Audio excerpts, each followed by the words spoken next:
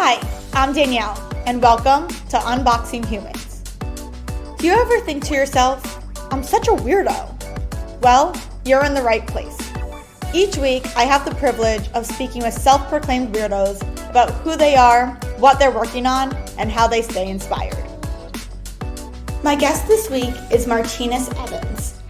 Martinus has run over 8 marathons since his doctor told him to lose weight or die in July of 2012. Since then, he's also coached hundreds of runners and founded the Slow AF Run Club, a community of over 10,000 members worldwide.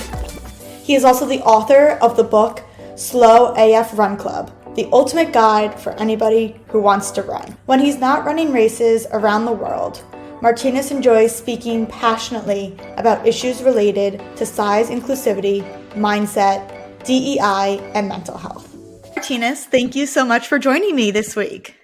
Thank you for having me, Danielle. We have to start with that moment at the doctor's office where you were told lose weight or die. What happened that day? Yeah, so back then I was working at Men's Warehouse at the time. I was working commission sales on my feet 8 to 10 hours a day, selling suits. That's what I was. I was a suit salesman. And by being on your feet for 8 to 10 hours a day in hard bottom shoes, you start to develop some issues. So I developed some hip pain and I went to go see a doctor about it. And instead of the doctor, providing me more information about like how to soothe my hip pain, he had a whole nother thing for me. He told me, you're fat, you either need to lose weight or die. And then he went on this whole tangent of like, you got to stun pregnant women and all these other things, just really trying to degrade me. And I'm not the type of guy that you're going to talk to me any type of way. So I said, screw you, screw walking, screw all of this stuff. I'll run a marathon if I wanted to. And he laughed at me and told me that was the most stupidest thing he heard in all of his years of practicing medicine. So instead of putting hands on him, I stormed out the doctor's office. And on my way home, I bought some running shoes and I got on the treadmill. I mean, my jaw's on the floor because the fact that anyone, nonetheless a healthcare professional, would treat another human being that way is just completely unacceptable. Exactly. What made you go from, well, I'm on my feet all the time to let me continue being on my feet even more and start running and not just say, screw you, to your point, I'm on my feet all the time. Clearly, I can't be that unhealthy. I don't know. I was being facetious at the time. I was being like very sarcastic. He's telling me all this other stuff. You fat, you're going to die, all this other stuff. And I'm like, I run a marathon. If I wanted to, I can run a marathon. And for him to be like, that's dumb. If you run a marathon, you'll die. Like all these other things. To me, it just sounded like a challenge. Like, okay, well, let me prove your ass wrong right now. Yeah. And so you went to the gym, and from your previous talks, I heard you say how that experience wasn't the most immediately rewarding, let's say. No, it wasn't. I bought shoes that day. I got on the treadmill. I was inconveniently sandwiched between 2 people going on the treadmill, going 10 miles an hour. They was going fast. And let's just say I sized them up. I thought that I can go faster than what I thought I could. And within 15 seconds, I fell on the ground. Like I fell off the treadmill. Most people have fear of falling off the treadmill, but I literally did. I fell off the treadmill. And, at one point I thought, oh, you know what? I was going to quit right then and there and say, you know what? The doctor's right. I am dumb. Why did I even think this? And, something in me changed. I have this tattoo on my right wrist that says no struggle, no progress. And as I was going home, like I reached out to the door with my right hand and I see my tattoo and I was like, you know what? I know what I need to do. I got to go through the struggle. When did you get that tattoo? Oh man, I got this tattoo years ago. Maybe when I was like, I know when I got this tattoo. So I got this tattoo my freshman year in college. So it's very funny because I had a roommate and he was like, "Hey, I'm gonna be a tattoo artist when I grow up." Like we're in the dorms and he like, "Hey man, I'm gonna be a tattoo artist. I just bought my first needle, I bought some ink, I got my tattoo gun. Like I'm going on this journey and I'm gonna be a tattoo artist." And I was like, "Cool. I want a tattoo." And he's like, "Well, you can be my first client." I was like, "Okay." And he literally drew it on me with a pen and just did the tattoo right there in the room. It was horrible, but All right, I'm trying to picture this setup for a minute. So, right there in the dorm, yes. and he had, the right equipment and everything. Yes. So like literally he got the stuff, you get random stuff and it was like package day. And you get this big box. I'm like, what's that? And he's like, "It's my tattoo kit." It's like, "Tattoo kit?" He's like, "Yeah, I'm gonna be a tattoo artist." He's like, "All this school stuff, like I'm just doing it for my parents, but I'm gonna be a tattoo artist. I go to school for art, but I'm gonna be a tattoo artist." And I said, "Oh, okay." I said, "You ever did any?" He's like, "Nope, but I'm gonna be a tattoo artist. Look, I got my gun, I got my needles, I got my ink." And I was like, "Well, who you gonna practice on?" He's like, "Well, I'm just gonna practice on myself. Like, I'm gonna give myself first couple of tattoos." And I was like, "Oh, okay." And I was like, "I got a tattoo. Like, look, you can tattoo on me." And like, imagine just putting your wrist out and be like, "Here, like, tattoo on me." I can't imagine. I really can't imagine. I mean, now I don't have any tattoos, so all I know is from what other people tell me, but it's certainly a painful experience. It was a very interesting experience. And then, it was a crappy tattoo. It was a very crappy tattoo. And over the years, because like at first it had no struggle, no progress, and then it had like a barbed wire. And like I said, he drew the barbed wire on in pen on my wrist, and then he went over and tattooed it. It was a shitty barbed wire. So eventually I ended up like getting it updated and like getting the barbed wire covered by another tattoo artist who like drew like this travel print around it. But if you look very closely in between like the travel, you'll see the pieces of the barbed wire still there. And where did the phrase come from that you wanted that phrase, "no struggle, no progress," as your tattoo? So it comes from a speech from Frederick Douglass. It's his famous 1857 speech. And he goes, no struggle, no progress. And it goes for, people who want certain things without going through the struggle. So he's like, people want crops without tilling up or plowing up the land. You want rain without thunder and lightning. You want the ocean without its roar. Like you want all these other things, but you don't want to go through the struggle to get the progress. And that really resonated with me back in high school when I read that speech. And I was like, "Oh, this is dope." And I remember being like, "You know what? No struggle, no progress. Sounds like a dope tattoo to have." Were you struggling with something in high school at the moment where you were like, "Oh, yeah, that's why I'm going through it"? The thing is, I was always struggling with something. So, like, I was a collegiate athlete. Growing up, I lived in the rough part of Detroit, Michigan. So I was always going through something. Like before I was 10, I had two brothers who passed away. So, one brother was selling drugs and he got killed in the drug game.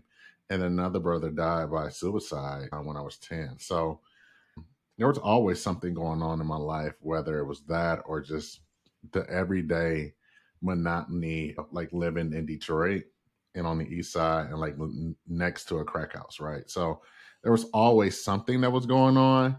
And, shout out to my therapist because at first, at one point, I was like, well, this is just everyday life. And it's like, no, this is not normal. So that was the thing of like, it was just normalized trauma that I was just going through. And I was like, well, if I wasn't necessarily going through this stuff, then like it's weak. There was a phrase that was like, if you had your mother and father when you grew up, you were soft, right? So it was that whole notion of like, oh, you got your two parents at home. Like you ain't got nothing to worry about compared to somebody who grew up in a single parent household. Yeah. First of all, I'm incredibly sorry for your losses. Both of those are unbelievably challenging experiences, especially for a young child. And I'm so sorry. I mean, I'm looking at everything you've created and how you've inspired tens of thousands of people from it. And so what was the turning point for you? At what point did you say, I'm going to take this and make something positive with it? I think there were various points in life that those things happen. Like I feel like there's multiple points where there's forks in the road in my life where I could have went one way and then another way and could have had a decision, right? So for example, I remember having started playing football in high school, right? Started playing football very late. So I didn't start playing until my junior year. Oh, wow. I didn't start playing football until my junior year of high school. And it was because of that I was off the streets per se, that one of my close friends got killed. And I know that if I wasn't playing football, like I would have been with him and I probably would have got killed as well. So I just think about like one of those moments where it's fork in the road of, you know, football coach coming to me and being like, you play football? And it's like, no. Like, have you ever played? And it's like, well, only in the streets. And it's like, well, you can go, you play football. Like, we can get you a scholarship, blah, blah, blah. And it went from, you know, growing up in Michigan, let me just step back for a second. Growing up in Michigan around that time, everybody worked for the big three. So Ford, GM, or Chrysler. Like that was your job. Like that was your career. People like dropped out of high school in order to go work at these places because like you can go get a GED and then like literally get on the plant and make, you know, $17, $18 an hour. Like that was like good money then, right? So everybody was doing that. And I remember starting to play football and, you know, the coach was like, well, you know, you can get a football scholarship. Like you don't have to like do this like what everybody else do. And I remember having a conversation with my mom and her being like, well, you know, you're a junior now, you got one more year. I can refer you. Like after you get your high school diploma, you can get like on track to be like a manager and like all this other stuff. And I remember being like, I don't want to go to the plant. Like I don't want to spend my life like putting a screw into a car for 8 to 10 hours a day. So I feel like that was another moment where I could have been like, all right, cool. Like I know friends that was like, your mom can get you to be a supervisor. You just graduated high school. Like, man, you don't take that. But I was like, no, I'm gonna go to school. I'm gonna try that school thing out because I always knew that if school didn't work out, I can always come back and work at the plant. So I would say like that was a turning point, right? And then, like I said, there's just like tons of various turning points. So like after that, like I played football at a college for a while, and then like the coach quit. So then the new coach is like, everybody have to retry out, and I'm like, I'm not trying out. It's like, well, if you don't try out and you're not on a football team, and me being like, well, I guess I'm not on a football team no more. So like, go from being this athlete to being like, nope, I'm not doing this, and then like transfer schools and go to a whole different school, and like instead of being an athlete, like be there off an academic scholarship, and then the first semester there, like flunk out of school because I don't have all the fringe benefits of being an athlete anymore. So I think like there's tons of other roadblock moments or like fork road moments that I made a decision and it brought me down a different fork in my life. It kind of reminds me of, dang, what's that movie that won all of those awards? It's like anywhere, all at the same time or something like that. Right. Anywhere, all at once, all at the same time, maybe. Yeah, something like We'll have to that. look it up. And Yeah. I think of like the multiverse and how there's various forks in the road of life, and there's an infinite possibilities of you could be something or you are something. It's just you're just not at that fork at the moment. I think about that consistently as well. Mhm.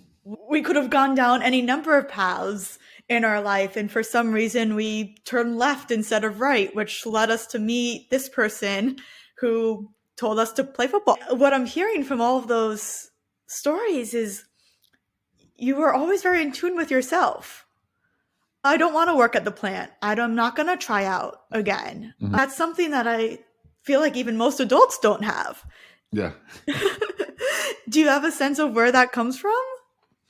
I don't know. I think that's just something that was innately in me. My parents, my friends always have mentioned that, I'm a type of guy that beats his own drum or like go at the beat of his own drum. And I think that's the thing. Like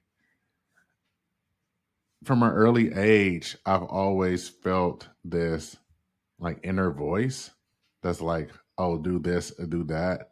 And I usually just follow it. For a lot of people, they just don't follow that voice. But for me, most of the time, I just follow it. And not to put words in your mouth, but the worst that will happen is you can go back and work at the plant. Yeah. Yeah. Because my work is mostly career centered, I speak Mhm. with a fair amount of young people who are trying to get their first job and they're flipping out. Oh my God, I need a job. I need this job. And I said, let me stop you right there. I promise you, if you need a job, you will be able to find a job. It might not be the job that you had dreamed of or that you thought you wanted right now, but you will find a job. And that's what you're saying in these stories too. I'll be able to find something if I need something. But right now, Yeah. my intuition is telling me to do this other thing. And it's clearly worked out because now you're inspiring over 10,000 people in the Slow AF Run Club. Mhm. So we'll come back now to that day on the treadmill, and then you saw your tattoo that said, no struggle, no progress. Yeah. And so you went back the next day? Yeah. I went back the next day and 15 seconds became 30 seconds. And then the day after that, a little bit more. And the day after that, a little bit more. And eventually I just started to like find a groove to keep going. And you were blogging about your experience at the Yeah. time. Do you remember your first follower and what they said? I would say though, my mom, my wife, and like my sister was like the first couple of people that was like, "Great job, Marty! Like, great job, keep going," or like, "Go, go, go." But after that, like, I don't remember. Like, I have to go back and see. But it was one of those things where I'll pass it along to friends, pass it along to classmates, and just say like, "Hey, I wrote this blog. Like, would love for you to share it or check it out." And it kind of just grew from there. And then I think the thing that really took it off was like back then there was like conferences for bloggers.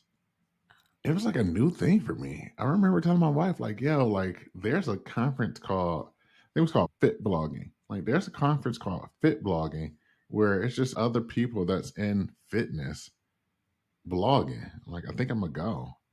And then I went and I just met amazing people and friends that, some people I still call friends today.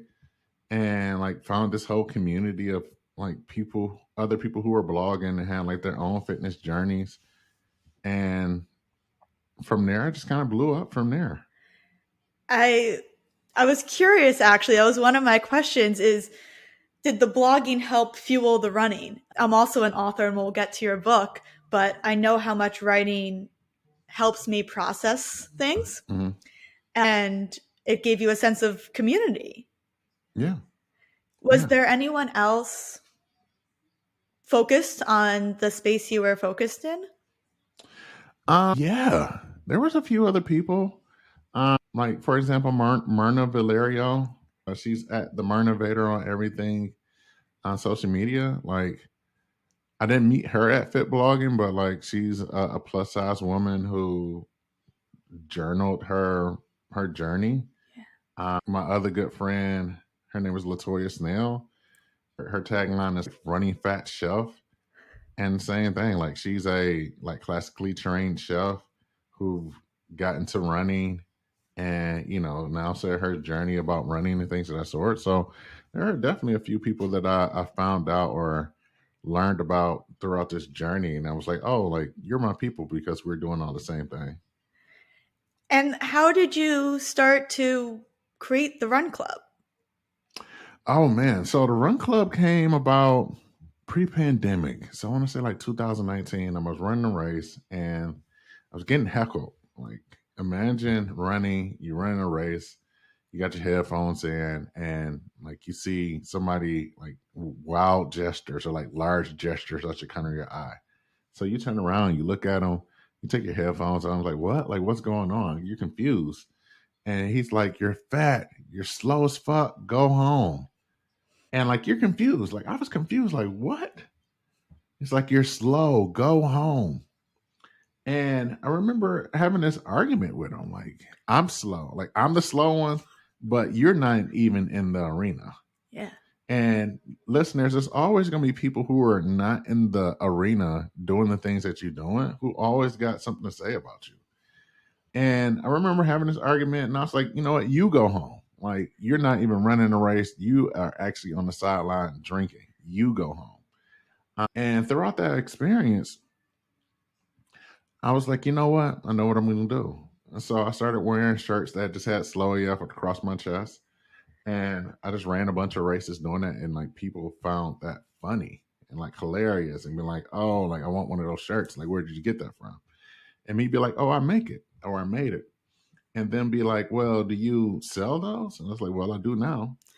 So I started selling those, and I sold 500 shirts in one weekend, which just had slow AF on it. And then from there, the members was like, or like the individuals like, hey, like, is there a community or club that we can all be a part of? Like, I want to run with these people. And it wasn't. And I was like, well, I do now.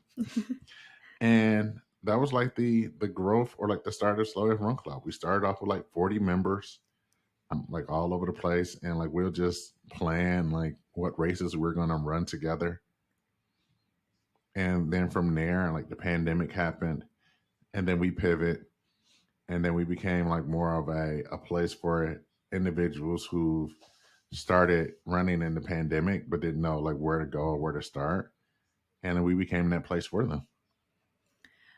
I'm picturing you running this race and this guy heckling you. It Mm-hmm. reminds me of one of my favorite sayings, which is no matter how slow you go, you lap everyone on the couch. Absolutely. We all experience it where people say Mm-hmm. we're not good enough. Of course, we rather live in a world where everyone's motivating, but there's always going to be people who underestimate us for some reason or another. Right. And it's what we do with it. And here you are, you're like, yeah, I'm slow. I'm going to own it. And everyone's around you is like, yeah, I want to be slow Yeah. too.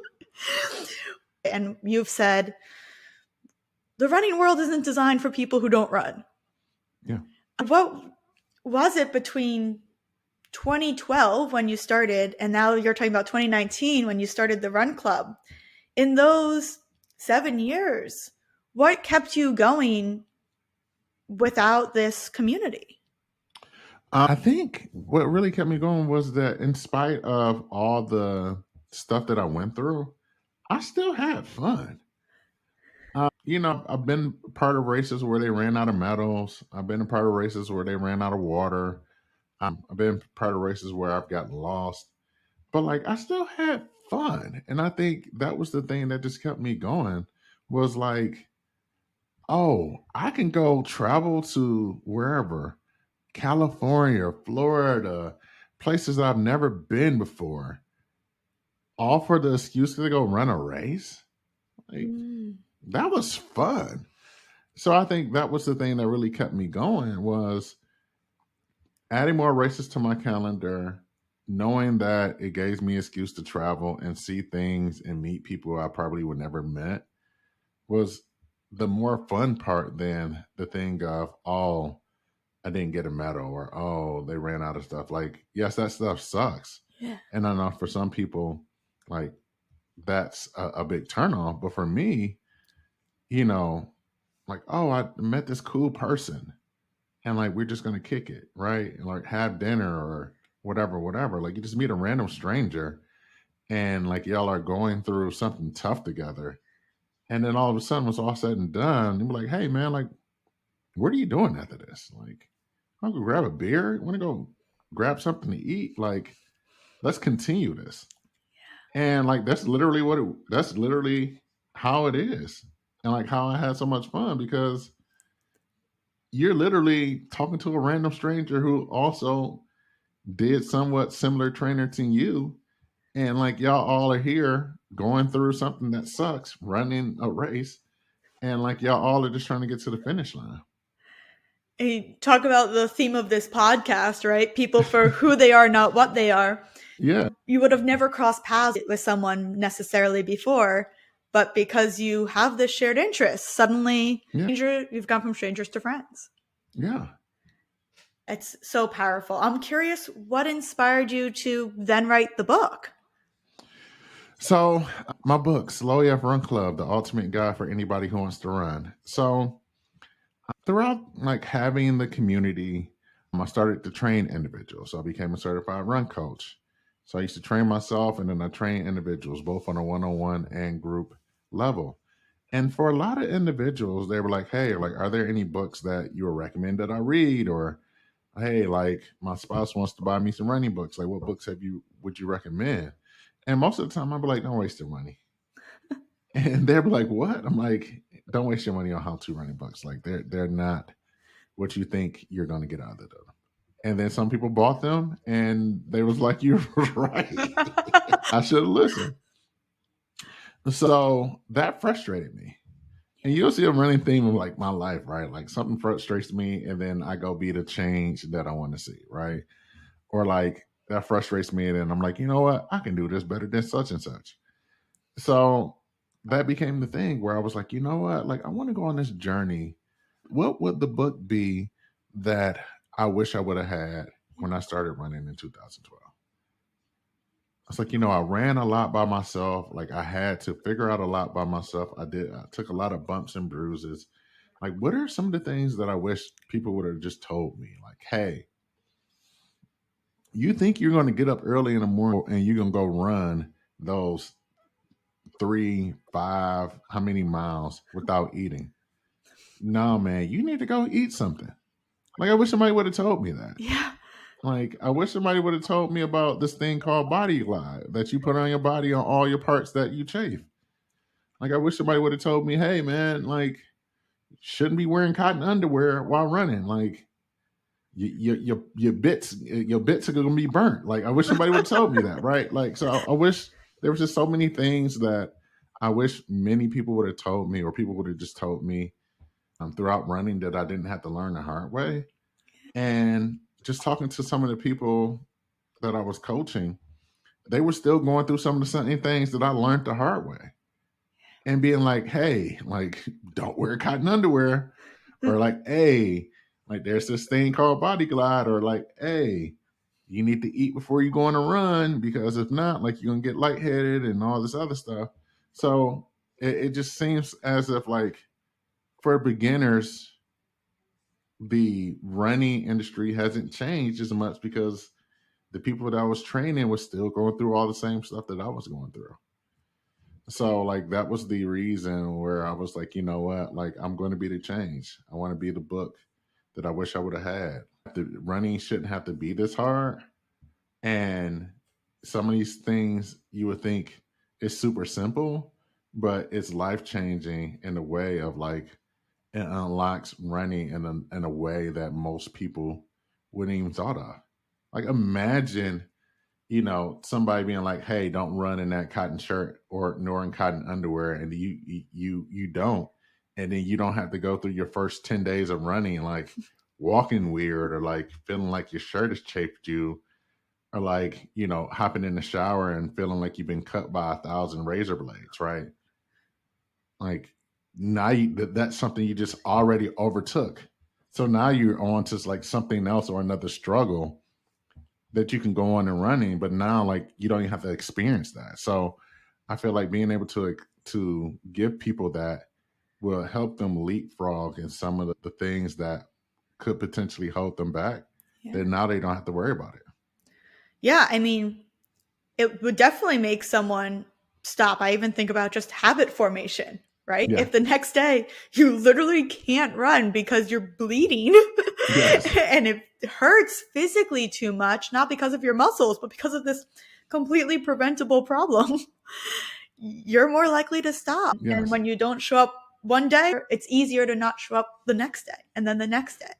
Exactly. So like Danielle, like I don't know if you ran a race or like seen a marathon in person, but like when you watch it like in person, like you'll literally see dudes who've like have streaks of blood coming from their nipples going down like their shirts. Like, and they call it like a bloody nipple because like the friction from the shirt and like their nipple has not caused them to bleed. And like that's a weird phenomenon. But imagine telling somebody like, hey, like there's this thing called a bloody nipple when you run. And if you don't want that, this is what you need to go through. And then like it's now you don't have to worry about that. Yeah. I mean, it's funny because to me, right, as someone who's never experienced this, you sort of say to yourself, I don't think that's a thing that's going to happen to me, but you know, all that's happened to you, man. Like, you should get that looked at. How do you even start that conversation, right? And I guess so many people said, well, we're just not going to talk about it. And you know, you said, no, we're going to talk about it. We're going to put it down in a book and we're going to make sure that it's not going to happen to you. Exactly. I do hear from so many people, well, I can't eat before I work out because I'll get sick.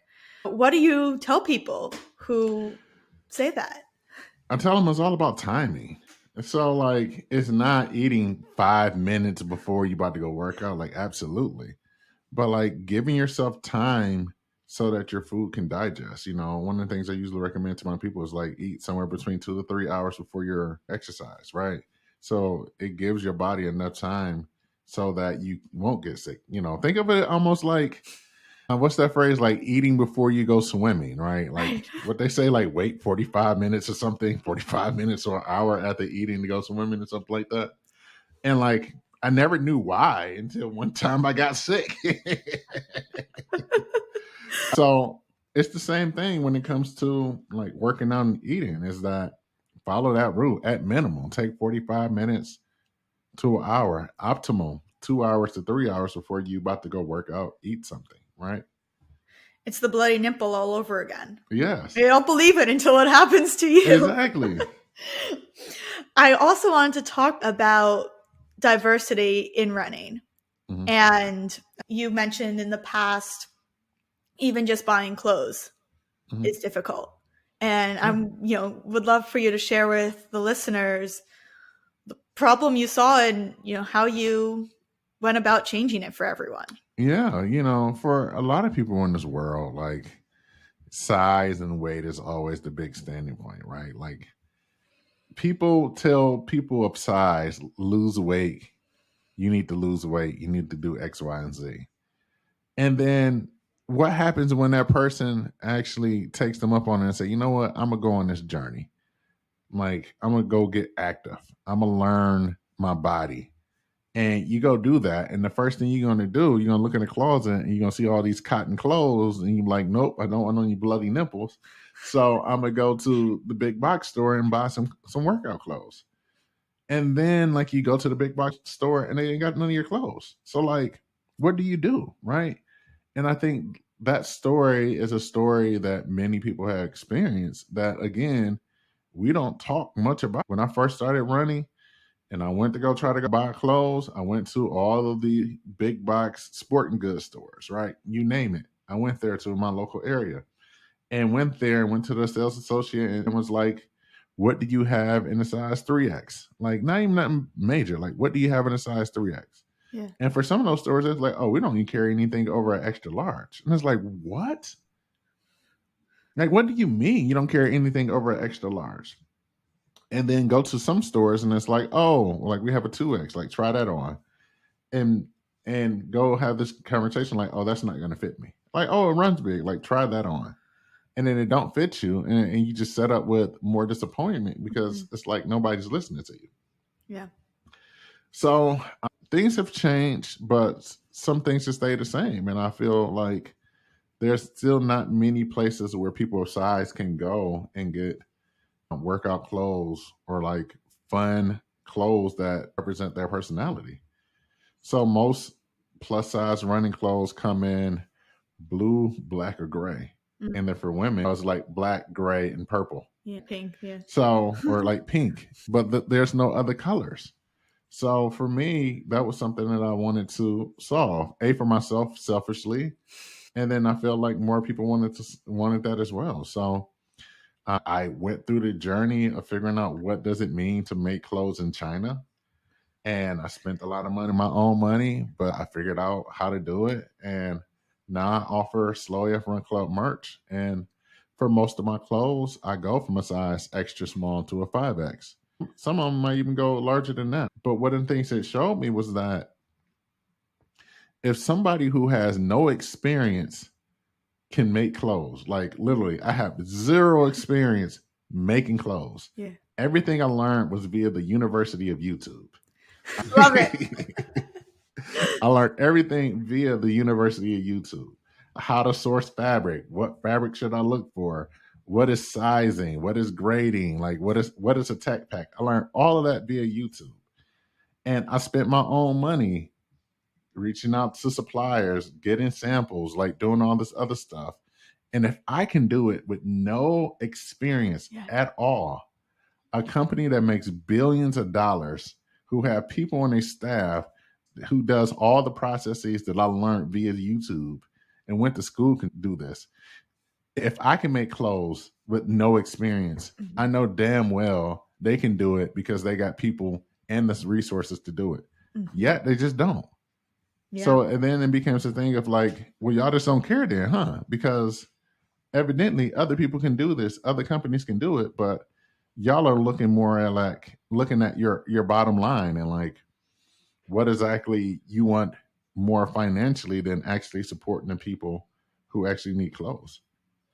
It reinforces the narrative that if you are larger than an extra large, you are too large. Yep. And you're too large to run, but too large to even buy clothes. I mean, such a fundamental right to be able to buy clothes, to wear clothes. Exactly. So like you're then left in this damn if you do, damn if you don't situation because it's like, say you finally get through all of the mental jumps and physical jumps to be like, you know what, I'm going to start being active. Like I want to run, I want to work out, I want to try something different. And now you don't even have clothes to fit you. Like what type of barrier is that to go through? So it really seems like the system is really against you because, but for me, it just feels like they just want to hold you down. Yeah. You will not be held down. And clearly the system needs to change. And you are just evidence of it with all of the people following you and your mantra that anyone is a runner. Thank you so much for speaking with me today. This was so much fun. I think this might be the most time bloody nipple has ever been said in a podcast, not about running. We'll have to search that and see if it's true. Thank you so much for being on. Thank you for having me, Danielle. Since you've made it to the end of the show, I'm going to take a wild guess that you enjoyed listening. So go ahead, check out the links in the show notes and give us a follow. We both know you want to. Unboxing Humans is hosted by me, Danielle Boris. To learn more about my work, go to danielleboris.com. And don't forget to grab your copy of my new book, The Energy of Weirdos. See you next week and have a fantastic rest of your day.